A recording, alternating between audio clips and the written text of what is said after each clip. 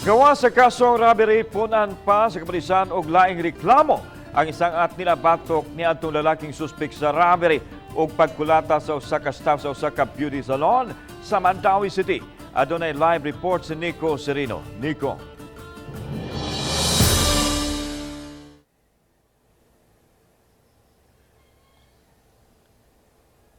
Yes lan, tungod kay holiday karong adlaw ugma na mapasang-at kining kaso batok ni atong 23 anyos nga lalaki nga nang biktima sa usa ka beauty salon sa Mandawi.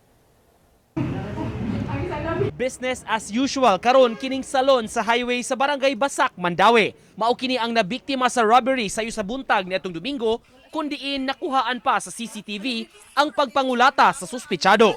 Nag-inusara ni ato higayuna ang cashier nga si Dayan Gosela nga gidapatan o gikawatan sa suspect. Ang mga kauban ni Gosela aminadong gibati og kakuyaw sa insidente. Na goal gyud mig maayo kay sa kuan atong time masyara gyud diri ang nahibilin.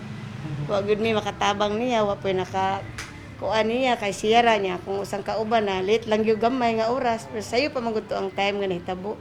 Mga 8:40 pa man. Padayong nagpaalim ang biktima sa ospital apan matod sa kapulisan, gibati kini og trauma sa nahitabo kaniya. Pero pagmata niya, tanan niyang pananaw sa mga laki, lagi sa iyang bana, parehag na akong sa suspect. So mahadlok siya ba? Pero so far, okay na ang biktima. Samtang ang suspitsado gitanggong na karon sa Basak Police Station Detention Cell. Napaubos na sa medical examination ang suspect. Matod sa kapulisan, gawa sa kaso nga robbery, mupasakasab sila og kasong frustrated homicide batok kaniya. Base sab kini sa gihimo niya sa babay nga nakita sa kuha sa CCTV. Since giparok-parok man siya dito sa CR, niya, medyo hapit yun siya na gid ba.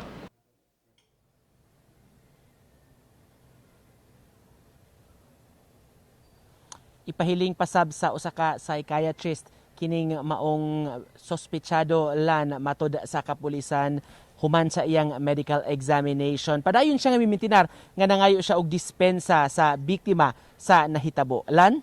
Daghang salamat, Nico Serino.